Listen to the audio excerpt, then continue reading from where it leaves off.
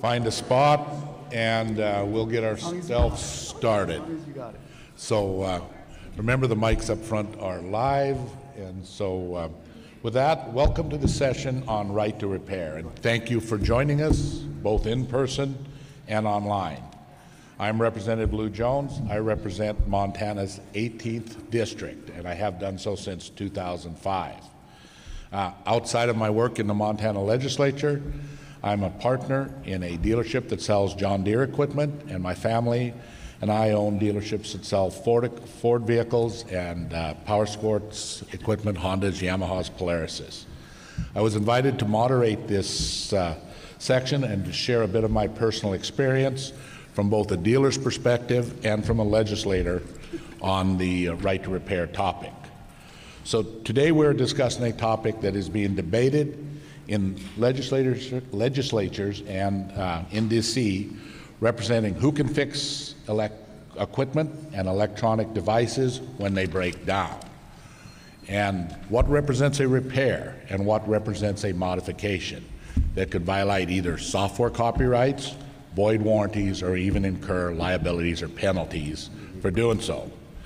And again, speaking from, in Montana, we've seen wheelchairs, we've seen ag equipment. I have not seen a lot of the electronic equipment these folks will be speaking to today. From my world, there's a multitude of examples that I would share to introduce the topic. And for example, I was just reading an article in preparation for this, September 8th last year, where EPA fined a U.S. truck tuning company $10 million for removing and deleting emissions. Conversely, there was just an article where the Farmers Union got a report from the EPA saying, well, that would have been fine if they just repaired it and didn't modify it. If they hadn't changed it, they wouldn't have been fined. In my personal experience here, what we see most in the dealerships that we deal with is that all of our stuff now is software controlled. So a lot of those engines can be turned up. You can take a 400 horse motor and turn it up to 600 or 700 horse. Now the cooling system may not be able to handle it, the transmission or the gears. So a lot of times this equipment or this pickup will either blow up on the original owner, who probably realizes they might have voided its warranty, but often they'll trade this, or it'll be a second owner who believes they have warranty left. And when they come in to get warranty work, they find out that the system is no longer in warranty. We tend to see changes along shift points in transmissions. They will take out the governing of vehicles. They'll go much faster, both the tractor pulling stuff down a road, for instance, or in vehicles, or we see a lot of efforts made to remove the emission control or defeat the emission control equipment. So those are the areas we see challenges, and unfortunately, even if our shops aren't doing it, we often have those items brought back to the manufacturers where the liability is pushed towards our areas. So in the end, this becomes a discussion: what's a repair, what's a modification, what can end users maintain and fix themselves, what software diagnostics available, what violates copyrights. We've seen right to repair legislation across this country, and you can see the states up there. There's in all different areas. This legislation often includes language on what tools need to be provided, what parts, what software. Sometimes it's as clear as they try to dictate what you should sell parts at. You know, what's an independent repair? Some have passed right to repair modification, some have passed it where categories have been left out. Some manufacturers have gone the route of producing memorandums of understanding. For example, John Deere has a memorandum of understanding with the American Farm Bureau, trying to clarify what's a repair, what's a modification, what diagnostics are. We want this session to be interactive and a discussion between our distinguished panelists and our audience. We encourage you to ask questions. If you do so, please step up to the mic and say your name and the state you're from, so that we can ensure folks online know who's speaking. With that, I'm going to introduce all of our panelists. They'll each have 10 minutes to speak to you and share their ideas, their thoughts on this topic. So we'll begin immediately to my left here with Gay Gordon Byrne. She's the Executive Director of the Repair Association. She advocates for consumer-friendly repair legislation, standards, and regulations. Gay has led this repair association, formerly known as the Digital Right to Repair Coalition, since 2013. And she can fill more details in when it's her section.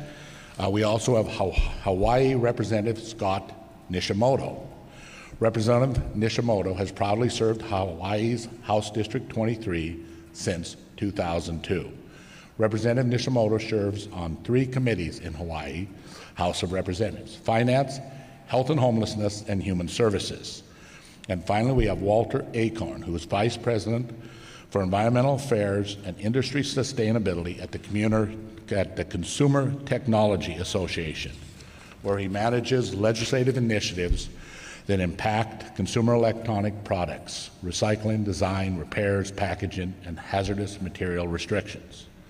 With this, we will begin with Gay Gordon Burns, who has 10 minutes to share her story. And with that, I'll try to get my handy little timers working. Oh, God, I better be shorter. Hey, everybody. Gay Gordon Byrne, Executive Director and co-founder of the Digital Right to Repair Coalition. And this has been my mission to fight for repair since our founding. And if anybody wants to fight with me, we can do that later. I do not practice boxing, but my job is to box. And what I've realized from legislators such as Scott here is that legislators ran for office to fight. There was always something that really got them going that they wanted to accomplish. And this is something that every legislator in the country can do that will have a huge impact on everybody, not just in their district or in their state, but nationally. Because if we can't fix our stuff, we have a whole bunch of things that follow down from that. Number one is if it's broken and you can't fix it, you're going to have to throw it away. That turns into consequences for all of our e-waste and all of our solid waste processing and all of our recycling programs. Less is more when it comes to waste. The next thing that happens is we have an affordability problem, because if the first person couldn't afford the first phone in the first place, they certainly can't afford to throw it away and buy a brand new one. And that an affordability issue probably crosses 50% of your constituents. Very few people actually have the means to buy new, throw away, buy new, throw away, buy new, throw away, just because the manufacturer doesn't want you to fix your stuff. There are also problems with design. There are products that are designed not to be repaired, and they're designed also not to be recycled. That goes hand in hand. So if we can make manufacturers a little more attentive to repair, it will also make recycling simpler. The third thing that happens is we really don't own the things that we can't fix. I mean, theoretically, when we buy something, it's supposed to be ours from the moment we purchase it in the store. And that means ours entirely. I'm kind of a contracts geek. I bought, sold, and leased computer equipment to large corporations around the world. And there was never, we could not allow a secondary agreement to interfere with that right of purchase. And that's what's been going on with these end user license agreements. You buy something and you do have the right to fix it. It's legal to fix it under copyright law. It's legal under patent law. There's no trade secrets that are violated. There's certainly no secrets in repair documentation. But if we can't fix our stuff and we click to accept, then we are agreeing that we will not fix our stuff. So from a contract standpoint, this is where general business law and the rights of state legislatures really fall into place. You have the right to not allow that in your state. And rather than ban the whole concept of an end user license agreement, which applies widely to content, not just repair, we've simply said, hey, Mr. Manufacturer, if you're going to do business in my state, you must provide fair and reasonable access to the same repair materials you have already created for purposes of repair, and sell those to consumers and to independent businesses. Why independent businesses? Because most of us, myself included, we don't want to fix that stuff. We really probably want help. I always make my adult son fix my phone because he likes to do that. I'm like, oh God, it's not going to work out real well. So these are the kinds of issues that people face on a daily basis. It really is amenable to state legislation. We literally copied the first right to repair law that was passed in the US that was done in 2012 for automobiles. Now, the parts and tools and software needed to fix an automobile are really the same things that are inside your refrigerators, your cell phones, your toys. And this really shouldn't be the same. There should be one law that means that when you buy something, it's yours. But that's not the way we're set up. We have to go state by state. We've got to go industry by industry until there's some uniformity, perhaps out of Congress. So states have the ability to make these changes. The other thing that backstops these laws is that it is not legal for a manufacturer to say, I must be the only source of repair. That's actually an illegal tying agreement under antitrust law.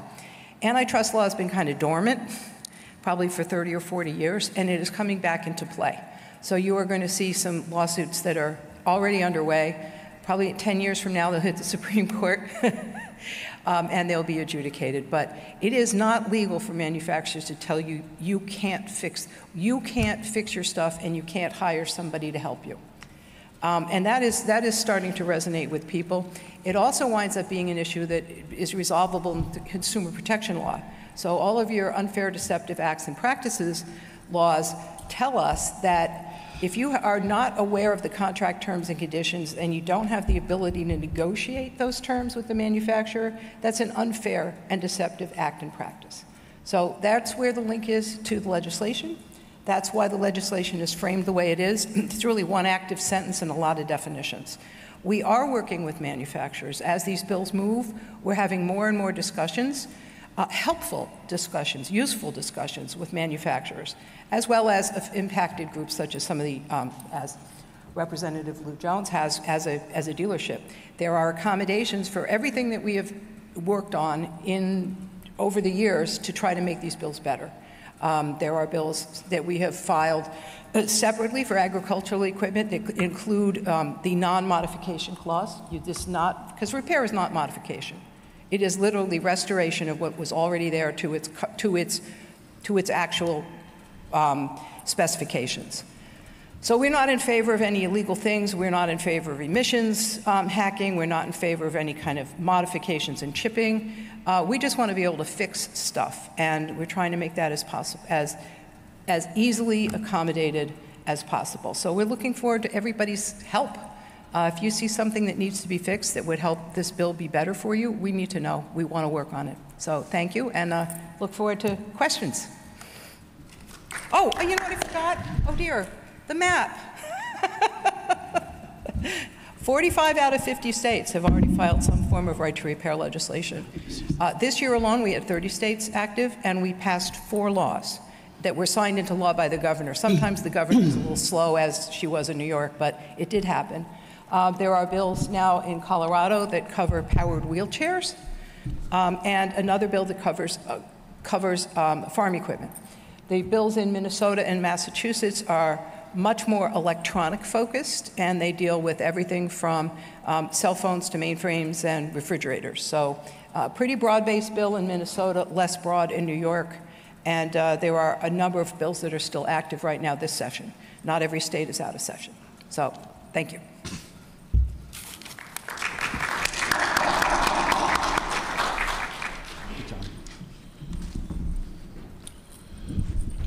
Thank you. And with this, we will move next to Representative Nishimoto.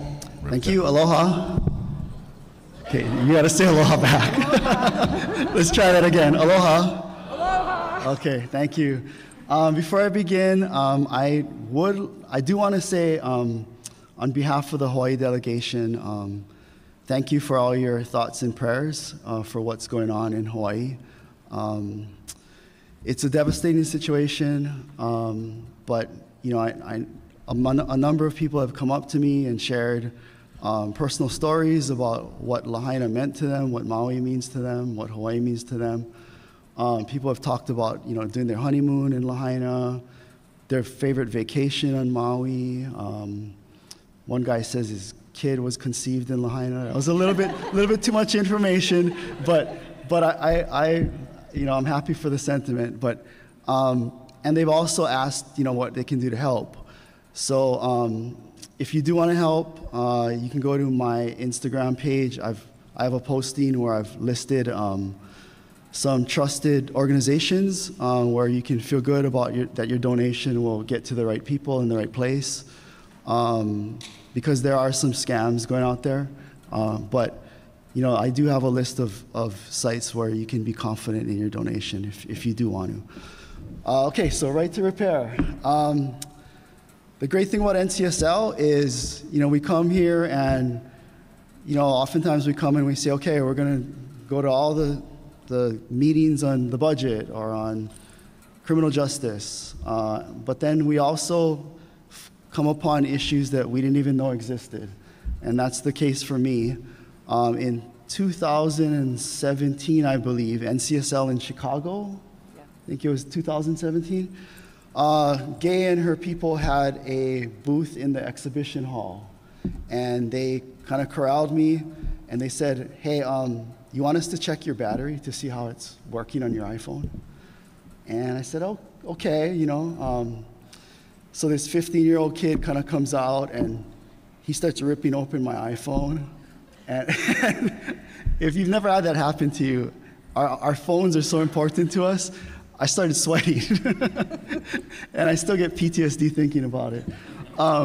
But he checks my battery, and then someone from Gay's office starts talking to me about right to repair and how, you really don't have a right to repair anything, all kind of electronics that you have. So I thought, okay, that seems like a reasonable bill to introduce. So I went home, and then I think Gay sicked some of my constituents on me, because then I started getting emails, and I represent a district that's very close to the University of Hawaii. So I started getting a bunch of college kids emailing me, and there's pretty much two things that college kids care about. Do you know what they are? Beer. Beer and pizza is a good guess, but no, it's their phone and video games. So they were calling and emailing and wanting to meet with me to talk about how they can't repair their phones and they can't repair their video games. So, I got in touch with Gay's people, and I said, hey, okay, I'll introduce the bill. So in 2018 session, I introduced the bill for the first time. It was a broad bill. It got hammered by everybody, pretty much. But I've introduced the bill every year since then, and I can tell you that opposition to the bills have definitely gotten softer and softer. And the bill I co-sponsored this year was a little bit different. So we introduced the right to repair bill, but we excluded certain items. So we excluded motor vehicles, ATVs, motorcycles, heavy equipment, and medical equipment over $100,000. And we did this because, there was a lot of strong opposition to those things, and it kind of made sense to exclude those things. And you'll see that the legislation that has passed so far have different degrees of exclusions in it. New York passed a pretty broad bill last year. Colorado's passed a bill, Minnesota's passed a bill. I'm forgetting one. There's one other state. 2 in Colorado. 2 in Colorado, okay. And they've got different exclusions, but my advice to you would be to look at your particular state and see what bill makes sense for you. You can introduce the broad bill, but of course, if you have some exclusions, there might be an easier chance to pass, and then you can always go back the next session and try to get more. The other trend that I've seen is that, so initially when I first started introducing the bill, it was mostly for tech, right? It was for computers, tablets, phones. Now we're seeing a lot of support from rural areas. So, and that's basically for farm equipment. So a lot of the rural representatives now are becoming invested in this issue because their constituents who run farms and have farm equipment, they cannot get their stuff repaired. They don't have dealers to repair it. They don't have access to the manuals or the diagnostic information. And they're tied to to a schedule. You know, they've got a planting schedule, they've got a harvesting schedule. They can't wait for someone who's in a dealership far away to come a week from now. So a lot of them want to fix this stuff on their own, and they can't. So this past session, normally I'm the only one that introduces the bill, but I'm very happy that this past session, we had a number of reps that introduced some form of this bill, and it was bipartisan. Both Republicans and Democrats introduced the bill, and also reps from rural areas introduced the bill, which is a huge change. So I mean, we're seeing progress, and I think the biggest step was that Apple and Samsung a few years ago, they basically acknowledged the right to repair legislation by creating their own program. So Apple and Samsung basically have a right to repair program that you can do on your own. And the thing that was huge for me about that is we hear a lot of arguments against it, you know, security, privacy reasons, and it's hard as legislators for us to know whether these are real arguments or whether they're just excuses. But these companies acknowledging and creating their own program, to me, kind of shows that, you know, maybe the arguments that the industry was making were not that valid, because if Apple and Samsung can basically say, okay, here's our right to repair program, then some of those arguments maybe were not that strong. So I look forward to questions. Thank you for having me.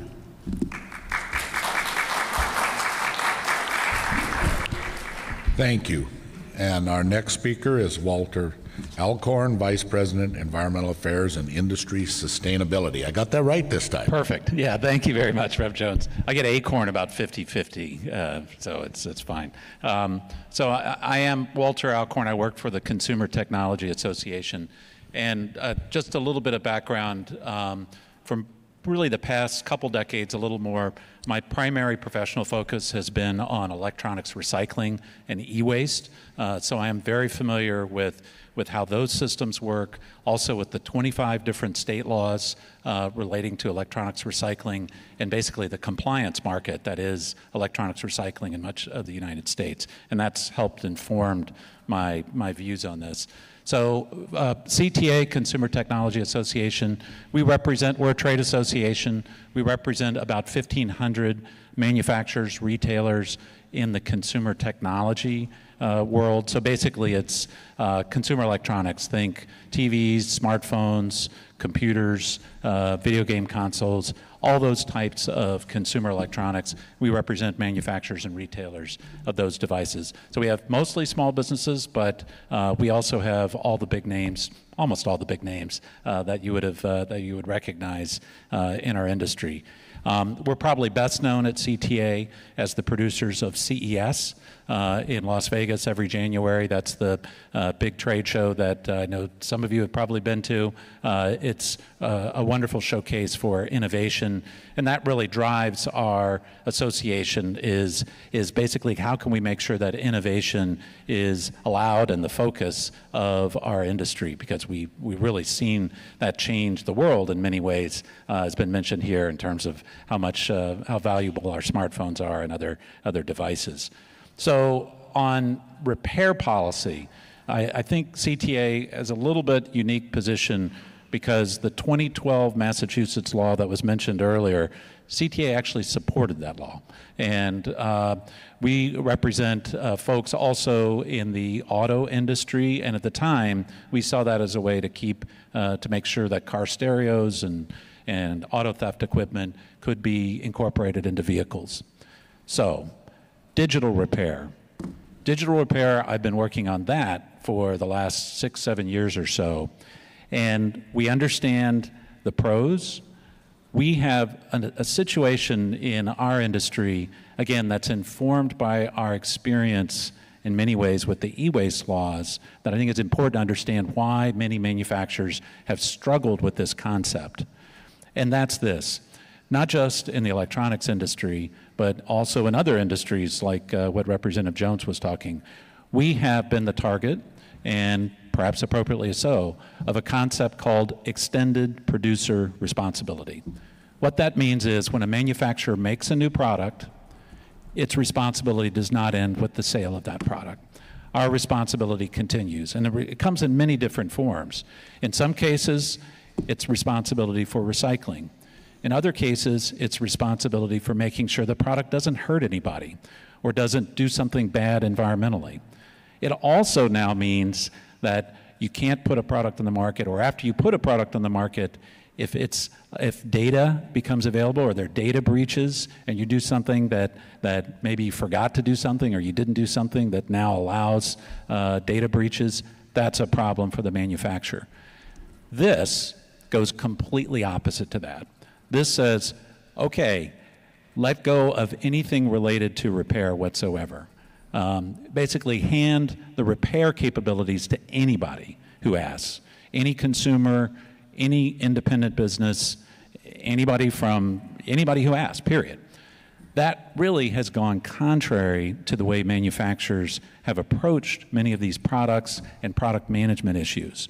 So I know many of our companies, it kind of rubs the wrong way.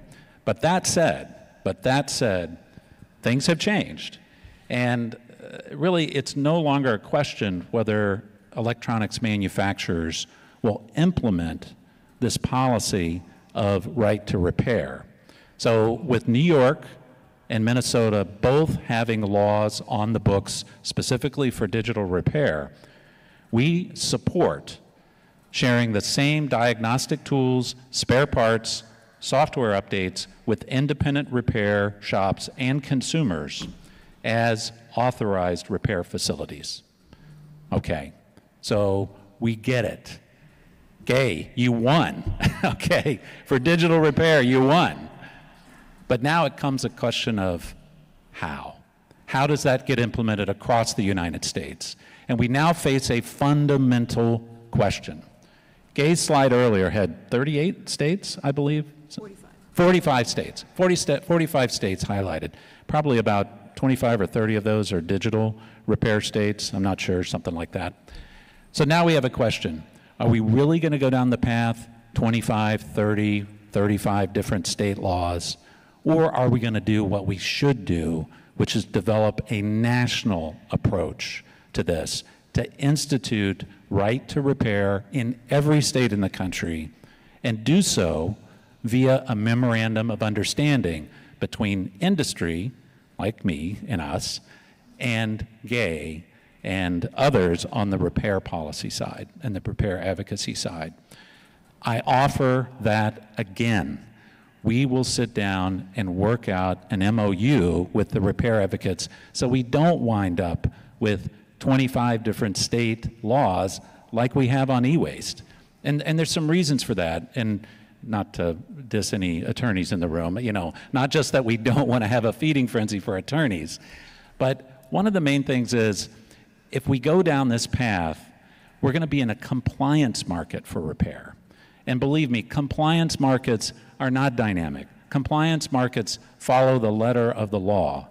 There's very little innovation in compliance markets. We have an opportunity to develop an approach through an MOU process where we can have a vibrant and innovative repair market for consumer technology products. And we are very much hopeful that we can work something out and avoid a patchwork of a lot of different state laws. Because the other thing about state laws, anybody knows, you never get the same law twice. It just doesn't work out that way across the states. So I'm hopeful we can do that. And you know, this is also one thing. I think it's important to note that there are legitimate business complaints on both sides of this. Again, manufacturers have been subject and are thinking extended producer responsibility. Independent repair shops and companies that facilitate consumer repair devices have their legitimate business interests as well. And I think this MOU, frankly, would allow both to come together and service consumers as they should be serviced. So I remain hopeful, and I look forward to any questions as well. Thank you.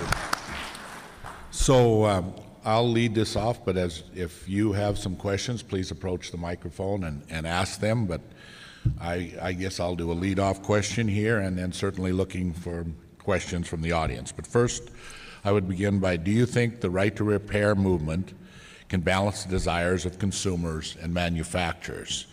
Why and why not? And I'll lead in with this with some examples. For example, we've had warranty repair work done. So the way, and I'll use John Deere as an example, but the others would work.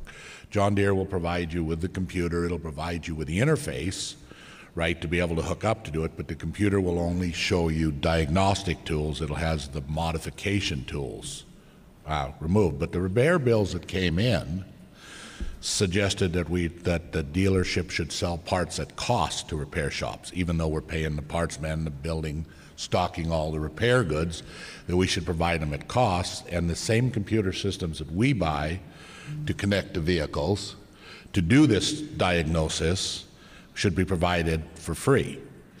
And so, of course, the dealerships would object to how we're stocking $1 million worth of parts at dealership and provide them at cost, how that would work for us. So there's a difficulty. There's obviously a argument on both sides. You want the equipment to be working, you want it to be up, that's one thing, but you also want to have the dealership survive. Can we find a balance point between manufacturers and consumers that allows both to survive and do what they do? And so I'll begin with Gay, and then we'll work our way down on that one. Gay, I guess I have your microphone. Yes, he has my microphone, or I have his microphone. Whichever way. Whichever way. We have recognized, it's been brought to our attention probably going about 5 years ago, that the dealership model for how they distribute parts and tools was going to be in conflict with the original draft of the legislation. And we've had multiple bills that have been suggested with various kinds of language to accommodate that. The bill that was passed in Colorado accommodates for that, and it does not limit the opportunities of the dealership to make money selling parts and so forth. So we recommend that we take a look at the Colorado law as an example of having dealt with that or attempting to deal with that in a good way. So we are definitely looking for improvements to bills, not just bills that we're going to ram down the throat of somebody, especially if it does conflict with the business model. And we don't want to make it harder for farmers to utilize the dealerships. They need all the help they can get. So yeah, the model bill that we have an agricultural right to repair model bill getting posted on our website that will include those particular accommodations. So, Walter? Whomever wishes to, Scott, I'll go down the row and I'll go the other way next time if that works. Okay. Whichever way you want. Well, your question is asking whether there's some middle ground for this. And I think hearing Walter's presentation, it seems like there is some middle ground that can be had. That said, it is Gay's work with right to repair that has gotten us to this point. If there was no right to repair bill and no movement, manufacturers would just still be stonewalling the whole process. So, we have to keep pushing these right to repair bills because then it brings people to the table to compromise on something that makes sense. Okay, and Walter? Yeah, thank you. I totally give credit to the repair advocates for getting us to where we are. I completely agree. But where we are is kind of a funny place. I mean, I'm now working on California's repair legislation, and just to give you a taste of the discussion that we're having internally, the question is this: should the bill say for all costs and terms that manufacturers make with independent repair providers, should those costs and terms be quote unquote fair and reasonable, like they're implemented in Minnesota and implemented in New York? Or should they be implemented as the most favorable costs and terms that a manufacturer provides any authorized repair provider. Okay, so that's just one example. I feel like I'm not negotiating repair policy, I'm negotiating somebody's statement of work.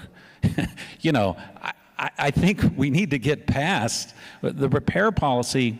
We got it, we're in. But now it's time for business to take on the issue and actually to implement the repair policy without, frankly, having really minutia in state laws that's going to make it really challenging for this to be a thriving and innovative market. So. Okay, yes, sir. Hi, I'm Zach Williams from Bloomberg Law. This question's for Representative Jones, and maybe Representative Nishimoto would like to chime in too. It's not every day that Montana maybe follows the lead of Massachusetts or New York.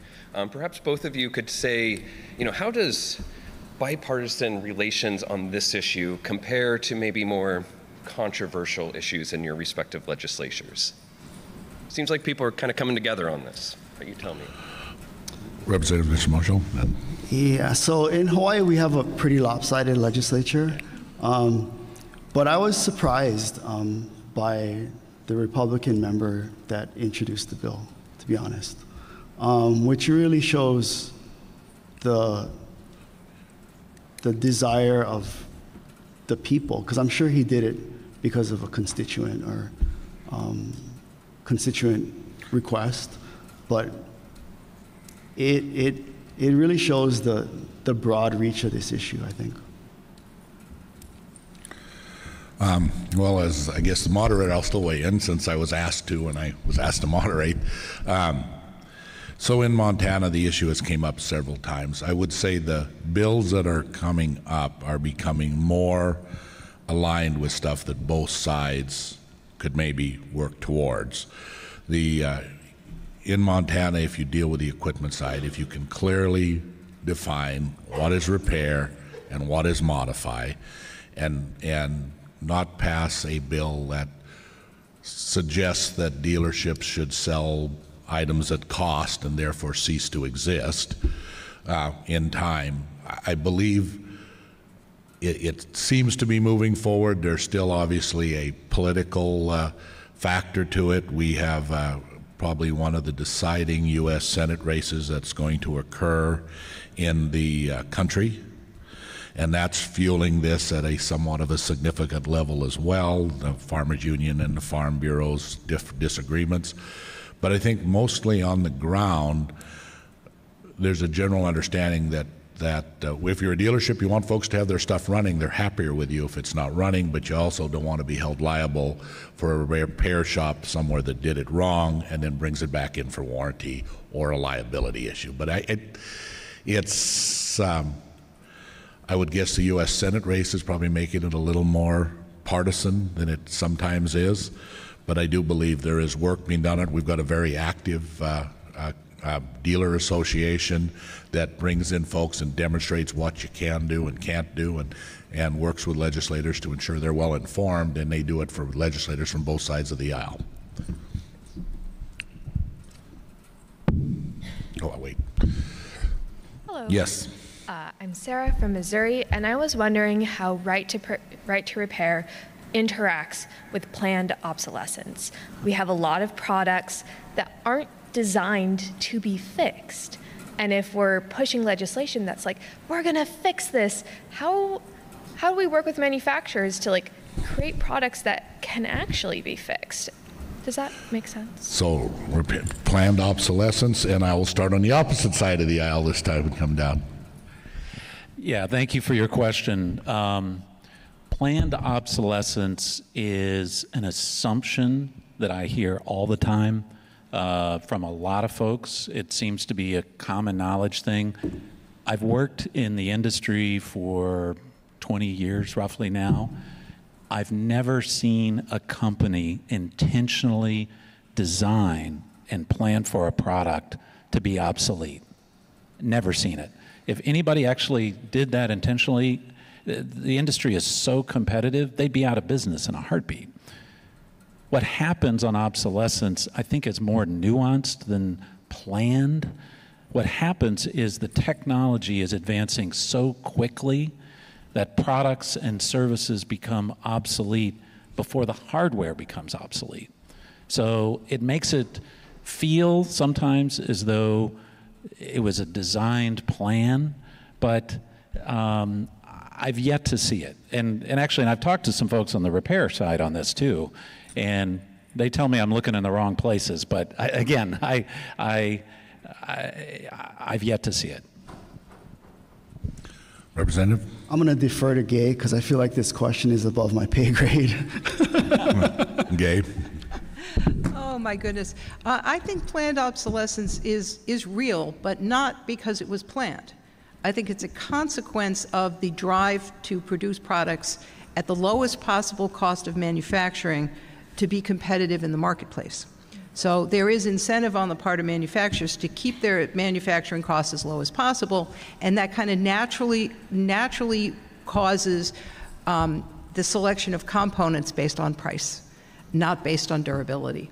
So it does drive the circle down. I mean, the quality and reliability circle has definitely gone down, but it's a consequence, I think, of the competition in the marketplace for price.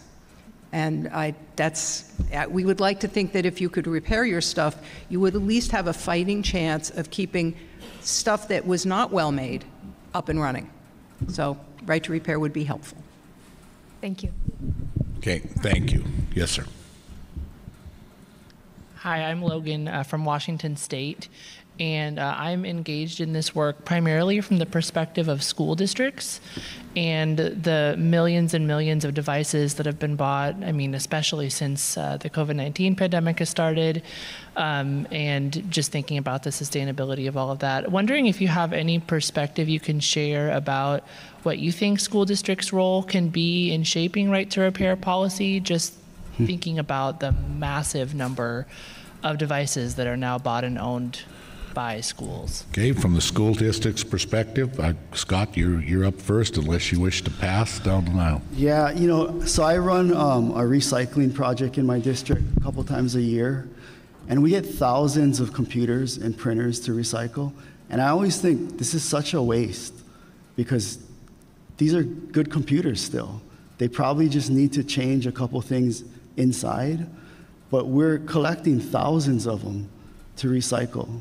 I mean, we are recycling them, but these are computers that could be used for a long time to me, but because probably people don't have the equipment to repair them, don't have the manuals to repair them, they don't. And a number of them come from schools. Okay, whichever direction. Gabe? Yes, and I believe one of the things you could do as a school district would be to contact your state legislators and say, we support right to repair and support from school districts is incredibly important because oftentimes all of that expense that you are paying to acquire student laptops and student materials is being spent, and then it has to be spent again in like 2 or 3 years, and that is that's just an impossible task. So a school district that comes forward, and I think there were a couple of groups in Washington State that did that. I don't know if you were involved. I was one of them. Yeah. Very good, very important. It really caught a lot of eyes. So thank you. Okay. All right. Next. Hello there, Michaela from Michigan. I'm engaged in this issue primarily when it comes to agriculture, so I was actually hoping we could chat a little bit about enforcement mechanisms. MOUs have been mentioned, primarily the American Farm Bureau and John Deere MOU, but kind of the key thing that's missing from that MOU and most of the others I've looked at, especially when it comes to agricultural equipment, is any type of enforcement mechanism. What is going to hold manufacturers to, we mentioned fair and reasonable costs, that sort of thing. Okay. Yes, sir. Yeah, it's a good question. And actually at CTA, we do have a history of, in the energy efficiency sector, voluntary agreements. And voluntary agreements that include not just industry, but also advocates and, frankly, government officials. So what we would want to do is to have all three entities to be a part of that. I mean, I mean, let's face it. In New York and in Minnesota, both of those digital repair laws place enforcement upon the attorneys general in both of those states. Neither of those attorneys generals are very shy. So I think we could find a way that there would be real enforcement. The bill that I always introduce puts enforcement at the Attorney General's office. So my answer to that would be is I sell green equipment. And if I don't take care and provide the parts and repairs to fix it, the guy buys red equipment. And if red doesn't fix it, they're likely to buy blue equipment. And so one of the things that even without some government stick, because they certainly would take you to court if caused a crop failure, without some stick, any shop that wants to be around or dealership that wants to be around for any period of time very much cares about the uptime of the equipment, especially during harvest or seeding or those busy times. And they're quite happy if they don't have the staff to repair it, if somebody that's qualified out and actually gets the job done fixes it. Because as soon as that equipment goes down and stays down and incurs a loss, ultimately someone will try to hold you liable for the loss, or you'll find that there's a different color equipment from your competitor, or maybe even the same color from a competitor down the road on that farm or ranch. And so we find the free market force is very compelling to have a happy consumer. The question of whether or not an MOU in the agricultural sector is going to be effective, we don't know the answer to that yet, because the promises have been made, but we haven't seen the results. My concern with all of these MOUs that come in after their statute is that they tend not to have any enforcement provision at all. And having read the Farm Bureau MOUs for multiple manufacturers, it looks very much like the right to repair law minus enforcement. So I think farmers would benefit from enforcement because the history of cooperation from the manufacturers, and I don't mean dealers. Dealers are not the bad guys here. The bad guys are the companies that won't sell the information, parts, and tools to the dealership to let them sell to the customer. So the disconnect is not at the dealer level, it's at the manufacturer level. So we really have to rely on some kind of standard so that there's some kind of enforcement so that people don't have to go to court. I don't know if you've ever looked at what it costs to go to court, and you're talking probably a $2 million retainer in 10 years of your life. And that's not a practical thing for a farmer. It's not a practical thing for any consumer. Thank you. Okay, yes, sir. Hi there. I am Representative Dan Sayre from Maine. My committee is seeing these bills currently. We have a referendum coming up in November, too. So it's exciting times in the state of Maine on this issue, and I appreciate you all for being here. My question has to do with data, which you haven't spent so much talking about. And Mr. Alcorn, you mentioned that I kind of want to switch the focus away from planned obsolescence and towards the lock-in effect. And full disclosure, I worked for many years in an industry that worked to try to convert its customers from the single transaction model to the subscription model. And I understand that that's at play here in automotive and in every other industry, and the data is the key to that. So it's not so much planned obsolescence as it is driving customer lock-in and creating customer commitment to a network of dealers. So my question is, you mentioned, Mr. Alcorn, the concern about data privacy and data security, which is part of extended producer responsibility. But there's also, that's on one side of the tension. On the other side of the tension is access to that data so that people outside an authorized network can actually repair.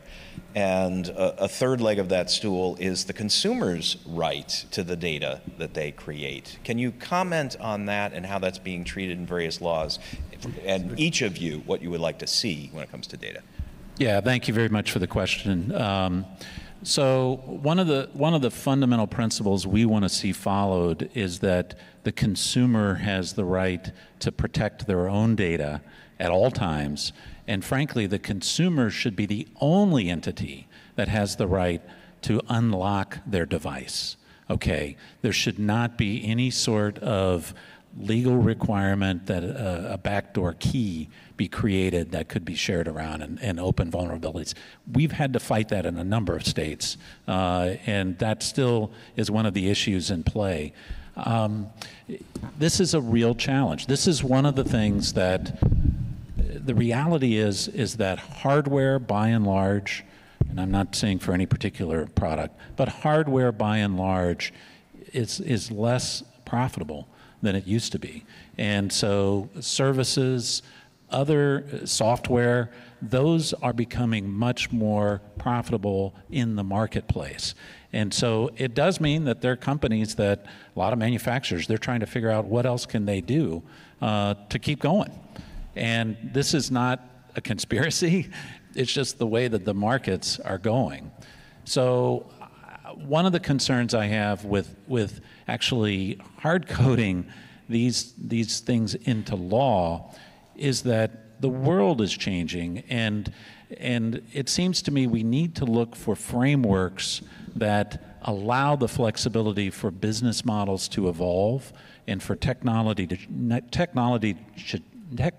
change and evolve, but frankly not inhibit innovation, and do so in a way that follows basic principles like data privacy, data security, and that's the real challenge we face, I mean, well beyond any of these bills that we're talking about. Anyone else want to weigh in on that, or are we? That's a really great question, and it is not something that we, as the Repair Association, have been working on. We work on the idea that you should be able to fix your stuff, and we really support that it's your data. But beyond that, we have not developed a policy. Thank you. Yes, sir.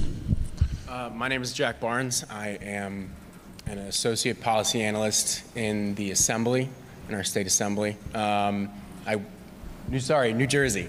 I apologize. It's nice to see New Jersey representation. One of my areas is consumer affairs that I research, and what have you guys seen as areas in the right to repair law that are like the base level? This is what is definitely attainable.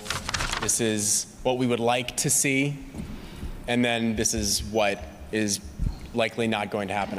Representative Nishimoto, I think you had said that it became easier to see support in your bill when motor vehicles were taken out, and I think medical equipment. Yep. So what are some of the things that we think are attainable, but what are some things also that you would like to see but likely can't include? I think probably Gay has the best view on that because she covers all the states. So. Okay, we'll begin there, then we'll go to Walter. Okay. Actually, a good question in New Jersey, which has had, and I think you still have the bill active, with we do. Member Moriarty. One of the things that came up in New Jersey was medical equipment, and the bill that was revised, I think before it was refiled, excluded medical equipment. Medical really is exactly the same problem as tractors, refrigerators, and cell phones, but because it's got this scary aura, and the lobbyists for the medical equipment companies tend to say, oh my God, people are going to start doing their, home handyman, open heart surgery by themselves, and the natural instinct of people is to go, oh my God, that can't happen. So medical is very challenging. Only for that reason is that scare tactics are very scary, are very effective. Other than that, it's what it takes with political willpower to be able to get things included in a bill. In New York State, for example, we had a former bill sponsor that had to take agricultural equipment out of the bill that she had sponsored because it turns out she had a major manufacturer facility in her district.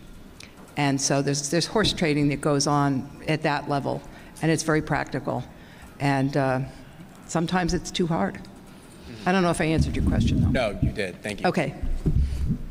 Okay, and are we good with that? You good? Walter? Yeah, it's a good question. I can speak for the consumer technology industry, and where we have common ground is what I'm calling equivalency. Basically, whatever our manufacturers provide authorized repair providers, we will provide to any independent repair provider or owner. I mean, it's a fundamental thing, but unfortunately, it doesn't seem to be good enough.